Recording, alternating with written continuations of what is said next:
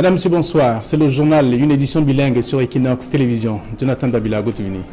Bonsoir Flavien, thanks ladies and gentlemen for joining us in this primetime bilingual weekend news edition on Equinox Television live from our headquarters in Cameroon's economic capital, Douala. In our top stories, as the Anglophone crisis continues deepening in the northwest and southwest regions of the Republic of Cameroon, administrative measures are intensifying security measures on the ground. The governor of the northwest region, Adolphe Lafrique, has once again signed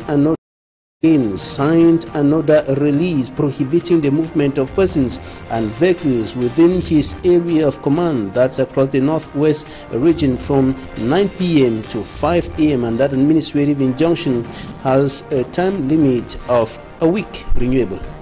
Ils ont été contraints à signer des documents pour bénéficier d'une certaine libération. En tout cas, ces enseignants qui ont été interpellés il y a quelques jours seulement à Yaoundé, alors qu'ils revendiquent les meilleures conditions socio-professionnelles. Ils ont donc aujourd'hui en liberté après 4 jours passés au commissariat central numéro 1 de la ville de Yaoundé. Tens of secondary education teachers arrested in Cameroon's political capital, Yaoundé, during a strike action have been set free, but they have been compelled to dissolve a pressure group they had created to pass through their revendications to government and, of course, to call off their strike action. Et puis dans cette édition du journal bilingue, vous aurez les résultats des différentes rencontres jouées à la faveur de la 5e journée de la Ligue 1 de football. C'est dans ce journal. Voilà pour le sommet de votre journal. Madame, monsieur, bienvenue à tous.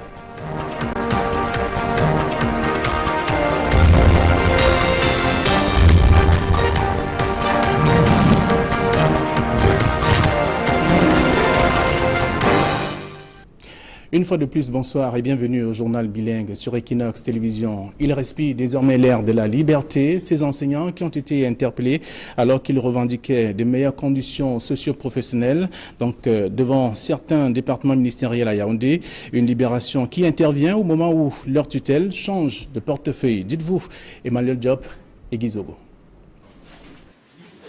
C'est un épilogue heureux, celui de la remise en liberté des enseignants incarcérés du nouveau collectif des enseignants indignés qui avait voulu manifester récemment à Yaoundé.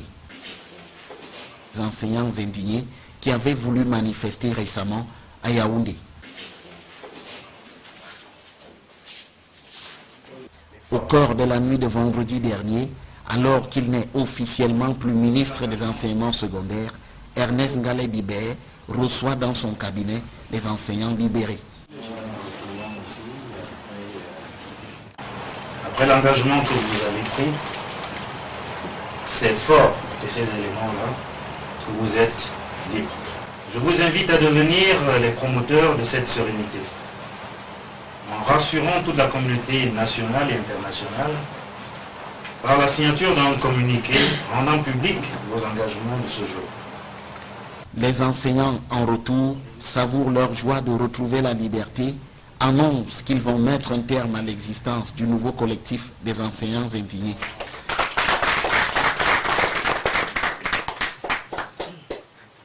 Après avoir pris connaissance des mesures prises par le gouvernement de la République, dans la recherche des solutions aux problèmes à nous soulevés relatifs au traitement des dossiers et aux conditions salariales des enseignants et des conseillers d'orientation, tenant à dénoncer la désinformation de l'opinion publique nationale et internationale au sujet du nombre d'enseignants interpellés pendant le mouvement d'humeur des 27 et 28 février 2018, qui est de 56 au lieu des 300 relayés par certains médias et réseaux sociaux.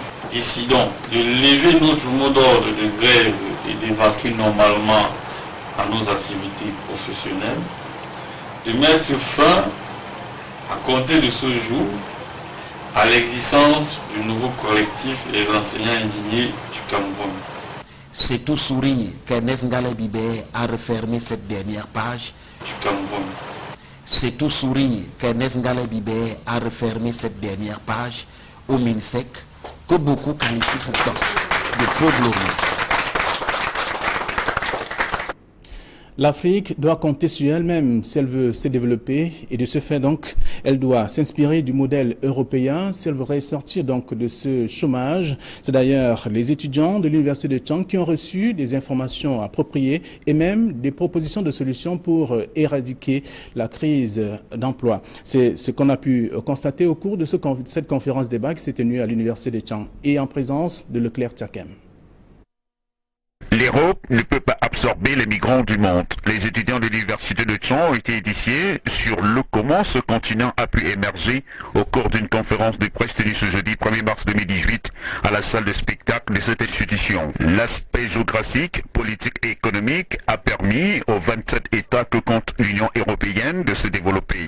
L'expérience de ce continent peut inspirer l'Afrique. Pour ma part, ces deux aspects, aspect géographique et aspect économique, en termes d'APE, ma foi semble être prioritaire et avantageux pour l'Africain après cette conférence. L'Afrique doit créer les pôles de croissance et fixer sa population pour aspirer à l'émergence.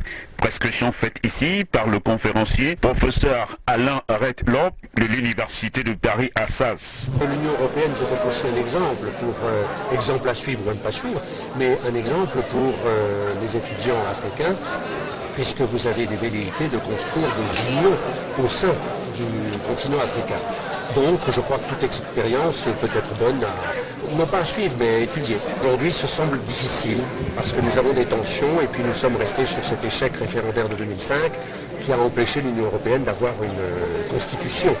Et donc aujourd'hui, je crois que l'avancée sur le plan politique est très difficile. Et donc aujourd'hui, je crois que l'avancée sur le plan politique est très difficultueuse, d'autant que Mme Merkel, pour l'instant, se trouve en position politique fragilisée. Il y a un tout à fait naturel qui vient finalement de l'histoire, et je crois qu'il faut que ces liens demeurent, se renforcent, mais que si nous avons encore des progrès à faire en matière d'aide aux pays africains, je souhaiterais pour ma part aussi que l'Afrique s'africanise. Session parlementaire du mois de mars 2018, sans surprise, Kava Yegué Djibril a été reconduit à la tête de l'institution et sans coup féri, donc l'opposition n'a pas marqué donc la moindre objection lors du processus de renouvellement du bureau. Guy Zogo et Emmanuel Diab. À l'hémicycle de l'Assemblée nationale, le scrutin pour le renouvellement du bureau de cette chambre a donné lieu à un rituel. Aussitôt le processus électoral ouvert, le président du groupe parlementaire RDPC réclame la parole. Le choix du RDPC est fait. C'est le statu quo qui prévaut. Je propose la candidature du honorable Kava Yegué Djibril au poste de président de l'Assemblée nationale camerounaise.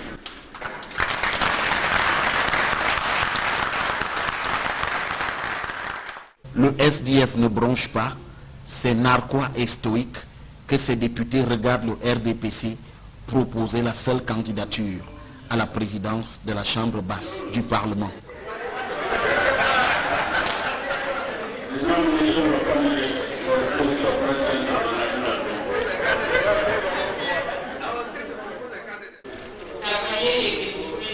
Quelques instants plus tard, les urnes ont parlé.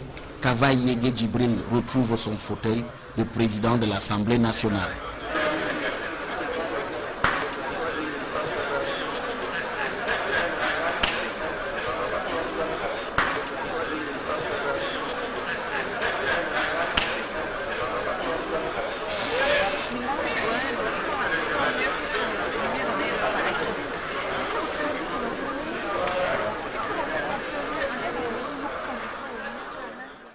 Sur 158 votants, il recueille 140 voix en sa faveur, soit la majorité absolue. La suite coule aussi de source. Kava Yegué reprend la main pour la conduite de l'élection des 22 autres membres du bureau qui sont reconduits à l'identique. C'est certain, dans 72 heures, Kava Yegué Djibril assurera le bureau du Congrès lors de la prestation des serments des membres du Conseil constitutionnel. Réaménagement gouvernemental du 2 mars dernier, les membres, en tout cas les nouveaux ministres nommés par le chef de l'État, ont déjà une idée des défis à relever. Ils ont été rencontrés par nos reporters Emmanuel Diop et Marcelin Gansop. Secrétaire permanent du Conseil national de sécurité, il était ministre chargé de mission à la présidence de la République. Il hérite du tout nouveau ministère de l'administration territoriale, le ministre Paul Atanganji.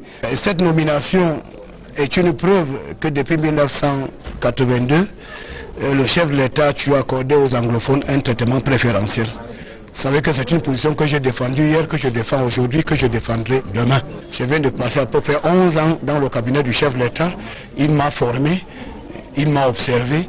Nous sommes en année électorale et que cela en rajoute un peu plus à ces défis que vous devez relever à la tête de ce département ministériel.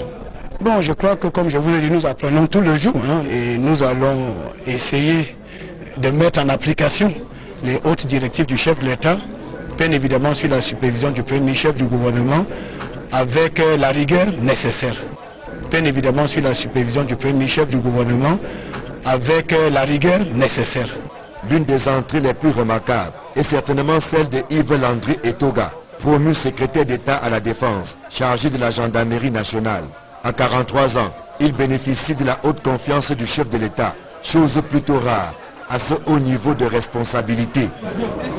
Explosion de joie également au domicile de Louis-Paul Motazé. Il hérite du ministère des Finances, pendant que Alamine Ousmane May fait le chemin inverse pour s'occuper désormais du portefeuille de l'économie. Cela vient au moment où, avec le programme que nous avons avec le FMI, le ministère des Finances doit engager un certain nombre de réformes qui sont audacieuses. Je crois, en tant que ministre de l'économie, je travaille, j'ai presque envie de dire, tous les jours avec le ministre des Finances. Je sais aussi qu'il y a des personnels extrêmement compétents parce que nous nous rencontrons tous les jours au ministère des Finances et je crois qu'avec tout ce personnel-là, nous allons essayer de remplir les responsabilités qui sont les nôtres. Il y a aussi ceux des membres du gouvernement qui ont échappé à la main lourde du chef de l'État et restent maintenus à leur poste. Une invite à travailler davantage dans un contexte socio-économique plus que difficile. Ça veut dire qu'il apprécie le travail que je fais et il a voulu que je reste là pour faire de plus. La promesse de fournir, de lui donner mon tout en ce qui concerne le travail et de faire ce qui est attendu de moi, dans le bureau et comme sur le terrain. Le léger réaménagement du 2 mars 2018 a épargné plusieurs membres du gouvernement, parmi lesquels Henri Ehebe-Aïssi, ministre de l'Agriculture et du Développement rural. Il n'y a pas très longtemps, votre ministère tenait ses états généraux pour planter le décor par rapport aux nombreux défis. Le premier défi de l'agriculture camerounaise, c'est d'abord d'assurer une production à la hauteur du potentiel. Et il s'agit de mobiliser une production à la hauteur du potentiel. Et il s'agit de mobiliser tous les facteurs dans ce sens. Et en deuxième lieu, s'engager, matérialiser, transformer véritablement en réalité cette démarche en termes de promotion des chaînes de valeur agricole. Il s'agit de transformer le monde rural à travers l'agriculture. Il s'agit de pouvoir créer les conditions notamment d'insertion des jeunes dans ce secteur de l'agriculture, de promotion des emplois dans ce secteur. Des ministres donc qui sont maintenus, comme le Minader Henri Ehebe-Aïssi, d'autres qui changent de portefeuille ministériel, d'autres encore qui font leur entrée au gouvernement, une équipe solide qui doit relever le défi de la croissance dans un contexte où le marasme économique que connaît la sous-région ne laisse pas le Cameroun en dehors de quelques difficultés. Ici Emmanuel Diop, Marcelin Gansop, Equinox Télévision. Notons la suite de Marcelin Gansop que les personnalités nouvellement nommées donc, à ces différents postes ministériels vont être installées dans leurs fonctions demain lundi dans un périple qui va être mené par le Premier ministre, chef du gouvernement. Alors, à la suite de ce journal, nous parlons en page magazine. Donc, dans ce journal, nous vous invitons à découvrir le quotidien des bouchers et ces vendeurs de viande de bœuf ou encore de porc qui essuient bien entendu les caprices de leurs clients en fonction des exigences. Oko Claude et Gladys Sidier s'y sont rendus. Reportage. Les morceaux de viande se retrouvent le plus souvent dans nos assiettes sans qu'on ne sache réellement quel processus ils subissent, de l'abattage de l'animal jusqu'à l'installation sur les étals dans les marchés. C'est toute une chaîne qui est mobilisée. Au cœur du rayon boucher au marché New Daido de Douala, ils sont spécialisés dans la vente de la viande de bœuf et de porc. Nous vendons tous ici au marché de chèvres, dans la deuxième. En fait, on est devenu faire les petits détails dans tout le marché. Le marché New Daido, quand nous arrivons, nous avons devenu faire les petits détails dans tout le marché. Le marché New Daido, quand nous arrivons, nous avons d'abord la pesée, comme vous voyez. On pèse les porcs, chacun connaît le ramage qu'il a appris. Maintenant, on se retrouve à faire la découpe selon la demande des clients. On commence d'abord par l'achat de bœufs au marché de bœufs au Carrefour Musique. On l'envoie à l'abattoir. L'abattoir égorge. On transforme maintenant ici au marché des bœufs. On met d'abord dans la chambre forte quand ça arrive. Le matin, chacun sort sa part. Il accroche derrière lui, on désosse. On met aussi au comptoir pour présenter aux clients. Gros ou détail, tout est mis en œuvre pour satisfaire les clients. Une clientèle qui se recrute en grande majorité dans la gente féminine. Il s'agit des ménagères. La chair, comme vous voyez là, ça se vend à 2500 de kilos. Les têtes là, c'est 1300 de kilos. Les pattes, c'est 1800 de kilos. S'il y a plusieurs parties, les deux, chacun a son choix. Chaque client vient choisir. Peut-être quelqu'un va venir dire que je veux peut-être le moplate. L'autre va dire je veux le faux filet. L'un dit je veux que le filet du bœuf. Il y a beaucoup de parties sur le bœuf que chacun aime. La relation entre le boucher et la ménagère est toute particulière. Les premiers étant parfois obligés de faire des extras pour fidéliser leurs assauts. Une expression utilisée pour qualifier les clientes fidèles, parfois très exigeantes. L'argent qu'on lui a donné, peut-être ça ne suffit pas pour la maison. Il faut toujours un petit morceau. Bon, nous aussi, parfois, nous sommes compréhensifs. On essaie de le faire juste parce qu'on a compris et il faut toujours les ramener vers nous. Il y a toujours qui discute. Il y a toujours les femmes. Vous aimez trop discuter. Même si vous savez qu'il est comme ça, c'est bien. Vous allez toujours dire que non, c'est comme ça, c'est non. On manque un peu le cadeau, tout ça. Pour mener à bien son activité, le boucher a à sa disposition un certain nombre d'outils indispensables. Notre métier, c'est un art. Parce que les ossets, d'abord, l'envers, c'est pas n'importe quoi. Outils indispensables. Notre métier, c'est un art. Parce que les ossets, d'abord, l'envers, c'est pas n'importe quoi à la portée de n'importe qui. Ici, c'est la ligne. La ligne. Là, c'est le côté. Tout ça, c'est le côté. Ça, c'est le crochet. Regardez bien. Ici, vous retrouvez l'équilibre sur ma balance. Comme vous voyez, ça veut dire que je ne fais pas dans le four. Et puis, quand vous regardez, nous, on a des gens de points de mesure qui arrivent juste pour les conseils.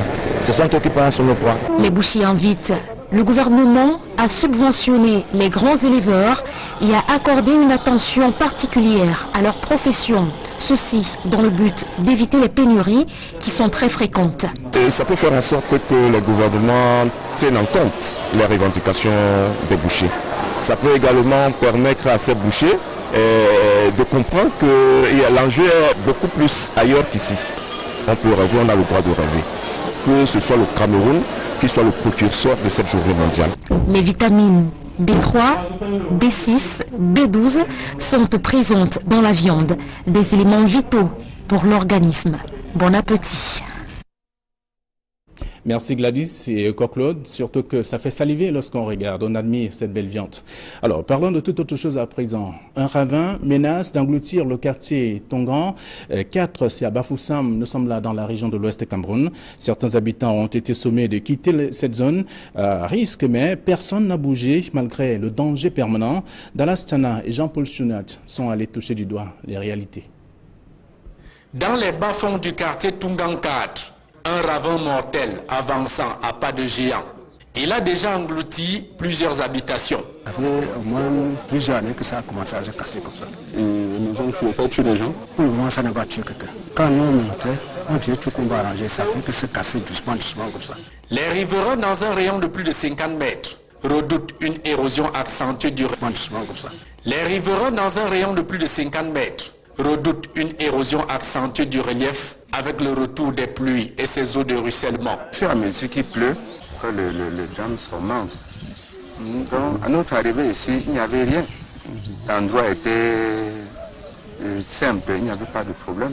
Par peur d'être retrouvés ensevelis un matin sous des décombres, des occupants de plusieurs maisons ont été contraints par la nature de plier bagages sans attendre un quelconque déguerpissement forcé. Pour l'instant, l'odeur de la mort est omniprésente. Ils avaient la peur. Ils sont venus écrire sur la maison qu'on libère. On ne sait pas aussi comment on va libérer, puisque ce n'est pas facile de sortir de chez soi sans connaître là où on est en train de partir.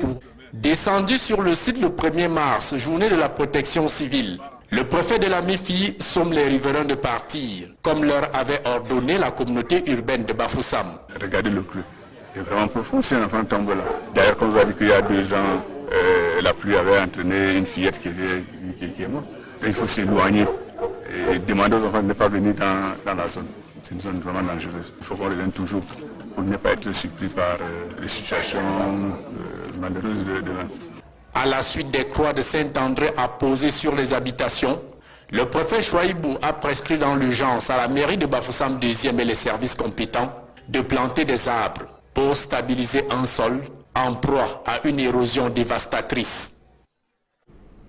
Parlons sport à présent, football, avec les matchs de la 5e journée du championnat Elite One, des matchs qui se sont joués sur différents stades de la République. D'ailleurs, je vous donne les résultats.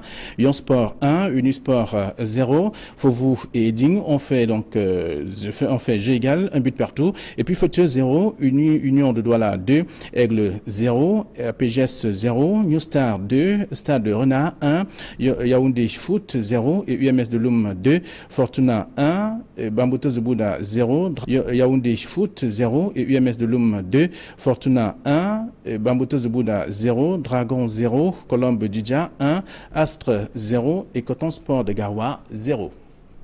Voilà donc les résultats de cette journée. La suite, la deuxième partie de ce journal en langue anglaise, c'est avec Jonathan Babila. Une fois de plus, bonsoir. Thanks, Flavien. Thanks, ladies and gentlemen, for staying with us into the second segment of this edition of the news on Equinox Television. I told you in the headlines that as the Anglophone crisis worsens in the 2 Anglophone regions of Cameroon, the administrative authorities in those regions, notably the governors, are intensifying security measures in the northwest region. Governor Adolphe Lele-Lafrique has once more signed another release prohibiting the movement of persons and vehicles across the region between 9 p.m. and 5 a.m. and this administrative injunction will last for a week. And of course, during this period, it is strictly prohibited for persons to move from one part of the region to another, as well as vehicles, and transport agencies are equally called upon to respect strictly that administrative injunction, and vehicles traveling by night are expected to leave Bamenda before 9 p.m. as this is also applicable for businesses, notably beer parlors that are called upon to be closed before or by 9 p.m. and this is also intended to reinforce the security measures as a result of the worsening situation on the ground.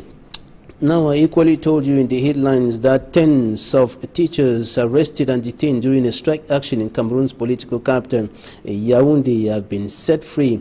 And after their freedom, they visited the then Minister of Secondary Education, Massinangale Bibe, who has now been transferred to the Ministry of Transport. And before their liberation, Massinangale Bibe, who has now been transferred to the Ministry of Transport. And before their liberation, the teachers were compelled to sign an undertaking dissolving the pressure group they had created and also calling off the strike action. Details in this report. After 4 days in detention, they are coming out of their cells. Tens of secondary school teachers arrested during a strike action over months of unpaid salaries in Cameroon's political capital, Yaoundé. Their release comes on the heels of a meeting with Ernest Massinangale Bibehe, at the time Minister of Secondary Education. You have been set free because of the commitment you have taken. I urge you to be promoters of serenity, reassuring the national and international communities through the release containing the undertaking which you signed. Rendant public vos engagements de ce jour. They have called off their strike action.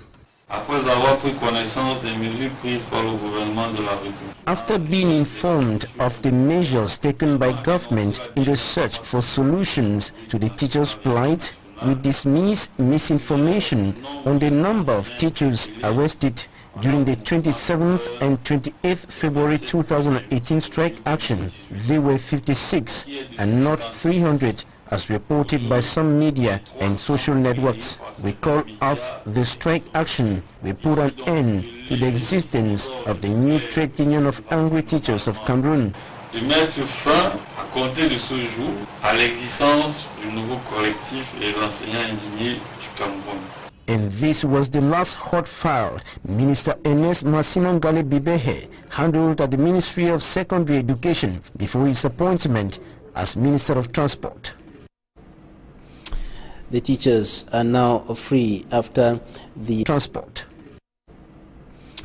The teachers are now free after the bout to pressure from the administration and of course suspended their strike action and dissolved the pressure group they had created to demand for several months of unpaid salaries and of course better working conditions. And we already know that President Paul Biya has kicked out of government some regime barons, notably the director of the civil cabinet at the presidency of the Republic, Martin Belinga Ibutu, the Minister of Transport, who is now former Minister of Transport, Edgar Leme Bengo, and Michel Anguin, former Minister of Public Service and Administrative Reforms, and others. And he has equally brought in some new faces like Dr. Nalova Lyonga, former Vice Chancellor of the University of Buea, who is now the Minister of Secondary Education, taking over that ministry at a time when strike action is hitting the secondary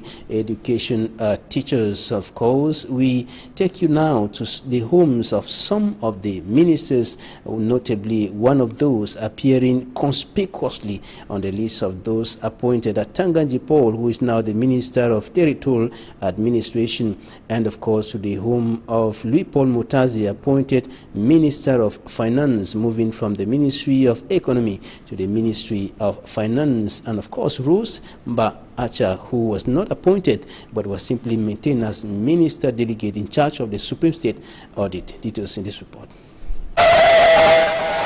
Celebration hit the sky at the residence of Tanganji Paul after his appointment as Minister of Territorial Administration. Then comes congratulations, Mr. Minister. He has been serving as Minister of Special Duties at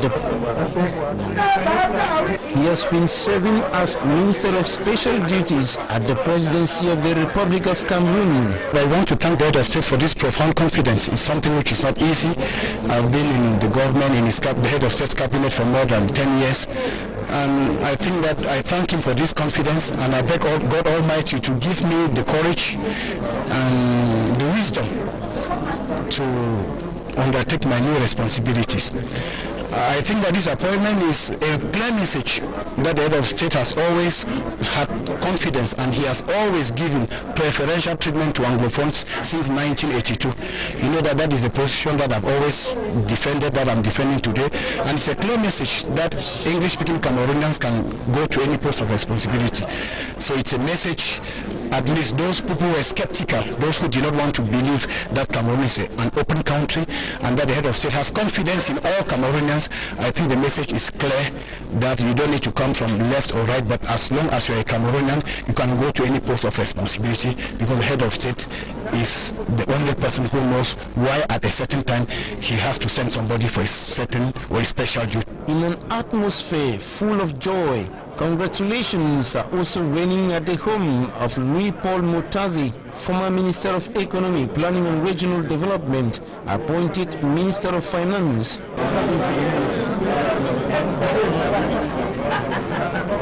It's a great responsibility that has been given to me by the Head of State, and I would like to thank him.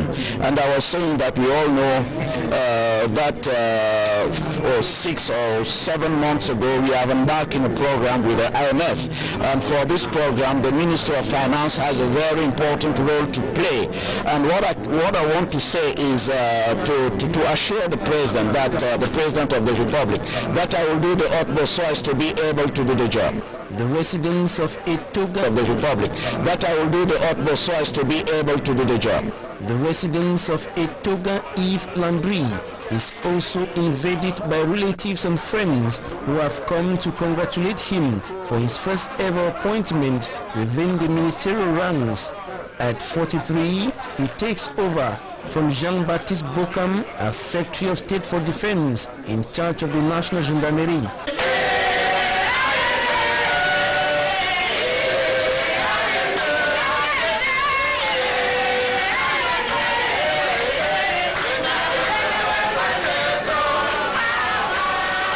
And then the peak of celebration is here at the residence of Rosemba Acha Famundam, Minister Delegate at the Supreme State Audit. She was neither sacked nor moved to another position. I want to thank God, and I want to thank the head of state for maintaining me, for his confidence, for the confidence that he renewed in my person, to maintain me in the government. Maintaining me in the government means he appreciates the work I do, and he's kept me in the government to do more. I want to take this opportunity to promise him that I will do everything within my power. I will deliver the goods. I will do what is expected of me, and God willing to even do more.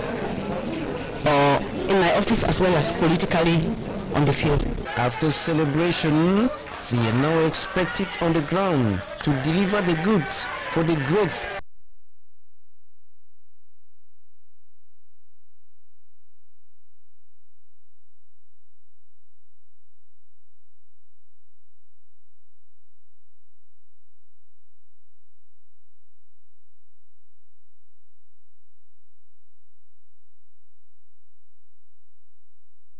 Relatives simply and promising to deliver the goods. And now we talk about the ongoing anti-polio vaccination campaign in the littoral region of the country. The campaign ended today. Since Friday, officials from the personnel from the Ministry of Public Health, notably the littoral regional delegation, have been going from door to door administering the anti-polio vaccine for children between 0 to 5 years of age. Innocent has a report. The polio fighters have effectively continued with the free vaccination of children from 0 to 5 years in various localities in Douala. The exercise, which began Friday, backed by littoral governor and security officers for a hitch-free administration of the polio vaccine, witnessed a hitch-free administration of polio vaccine to prevent polio risks. The main effect of polio is the paralysis of either one or many members of the body, and this paralysis is not reversible. Children aged from 0 to 5 years, they receive the OPV, oral polio vaccine, they receive vitamin A, they receive one tablet, mebendazole is one tablet. A door-to-door exercise by the public health agents headed by littoral regional delegates of public health. The aim to completely eradicate polio.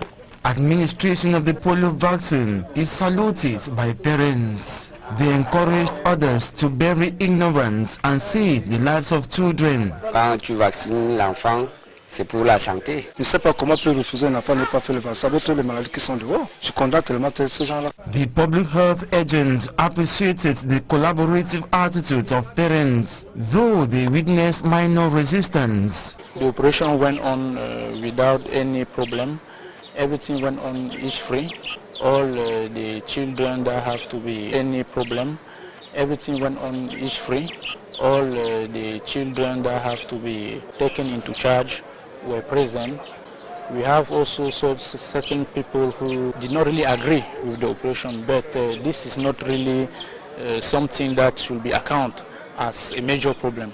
It is a social fact that will have its solution gradually through sensitization. Parents are urged to open their doors as the free polio vaccination continues and ends this Sunday, March the 4th. Parents should mobilize all the children who fall under the age that has to go through this vaccination program, and then bring them. They have to receive those units and give them necessary information so that they can fill in their goal easily. Parents who miss the vaccination could visit health personnel or clinics to vaccinate their children 0 to 5 years against polio.